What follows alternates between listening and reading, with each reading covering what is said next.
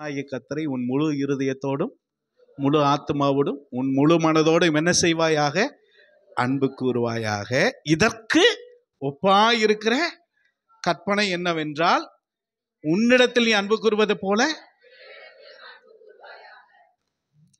அந்த 613 கற்பனைகள் ஆண்டவர் கொடுத்தார்ல, அந்த கற்பனையை அப்படியே மிக்சியில போட்டு புளிஞ்சு ஜூஸா எடுத்து ஒரு டம்ளர்ல வார்த்தா பாதி கலரு தேவனை நேசி, பாதியில இருக்கிறது மனுஷனை என்ன பண்ணு, அந்த ஜூஸ் வந்துடும். இதெல்லாம் எனக்கு புரியலைங்க அப்படின்னு சொன்னாலும் மத்தேயு 7:12 சொல்லுது, மனுஷர்கள் உங்களுக்கு என்ன செய்ய வேண்டும் என்று நீங்கள் விரும்புகிறீர்களோ அதையே முதலாவது அவங்களுக்கு என்ன பண்ணுங்க. இப்ப நம்ம மனுஷர் இதுவே நியாயப்பிரமாணமும் தீர்க்க தரிசனமா இருக்கிறது. Golden rule. என்ன ரூலு? கற்பனை என்னங்க அப்படின்னு சொன்னா, மற்றவங்க எல்லாம் நம்மளுக்கு என்ன செய்யணும்னு நினைக்கிறோம் சொல்லுங்க, ஒன்னா சொல்லுங்க பாப்போம். மற்றவங்க நம்மளுக்கு என்ன செய்யணும்னு நினைக்கிறோம்? அன்பா பேசணும்னு நினைக்கிறோம். வெரி குட் ஐயா, கவனிச்சுங்க ஐயா. யாரு?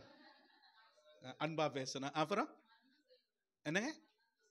நன்மை செய்யணும்னு நினைக்கிறோம். அப்புறம் விசாரிக்கணும்னு நினைக்கிறோம். அப்புறம் மதிக்கணும். அப்புறம் உதவியா இருக்கணும். அப்புறம் போஷிக்கணும். அப்புறம் அதுதான் எத்தனை முறை விசாரிக்கிறது?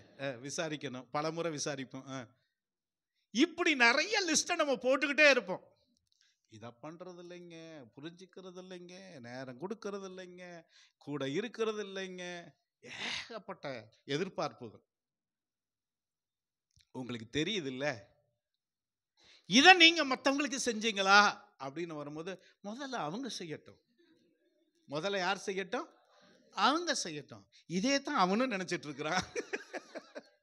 முதல்ல இவங்க வரட்டும்.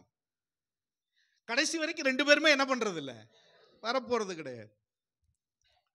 கற்பனைனா என்ன அப்படின்னா, தேவனை நான் நேசிக்கிறேன், அவரோடு உறவாடும் போது அவர் யாருன்னு புரியும் போது அவர் மேல இருக்கிற அன்பு பொங்குது.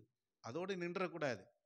இந்த ஞானிகளை வெட்கப்படுத்துறது, பலமுள்ளைகளை வெட்கப்படுத்துறது எப்ப நடக்கும் அப்படின்னு சொன்னா, இந்த தேவ அன்புல பெருகி அதே அன்பு அவன்கிட்ட கொண்டு போகும்போது அவன் ஞானத்தை இந்த தேவனுடைய உறவும் அன்பு மேற்கொள்ளும். அவனுடைய பலத்தை, அவர்களுடைய மாம்ச பலத்தை, அவர்களுடைய சரீர பலத்தை, அவர்களுடைய பின்புலத்தை எல்லாம் இந்த தேவ அன்பு நற்கிரியை செய்து நன்மை செய்து அவர்களை மேற்கொள்ளும் பொழுது அவர்கள் வெட்கம் அடைவாங்க. இஸ்ரவேலின் தேவன் நம்மில் மகிமை அடைவார். இந்த உடன்படிக்கை பெட்டினா என்ன? இதுதான். அதுக்கு மேலதான் கர்த்தர் மகிமையான தன் கேருபீன்களை வைத்து அதுக்கு மேல தன் மகிமையை விளங்க பண்ணுகிறார். என்னை கேட்டுக்கொண்டிருக்கிற அருமையான கர்த்தருடைய பிள்ளைகளே, நீங்களும் நானும் தான் உடன்படிக்கை பெட்டி. இந்த பெட்டியில தான் கர்த்தர் தன் வார்த்தையை வைக்க விரும்புகிறார், அழைப்பை வைக்க விரும்புகிறார், தன் அன்பை வைக்க விரும்புகிறார். அப்போ இதெல்லாம் நான் சுமக்கிறேன்ற உணர்வு எனக்கு இருக்கணும். அந்த வாழ்க்கை நான் வாழும் பொழுது தேவன் எனக்கு வைத்திருக்கிற இளைப்பாறுதலை ஒரு நாளும் ஒரு காலம் அது பறிக்கவே முடியாது. அது தேவன் எனக்கு வாக்குத்தத்தம் பண்ணினது. இருக்கிற இடத்துல அப்படியே எழுந்து நிற்கலாம்.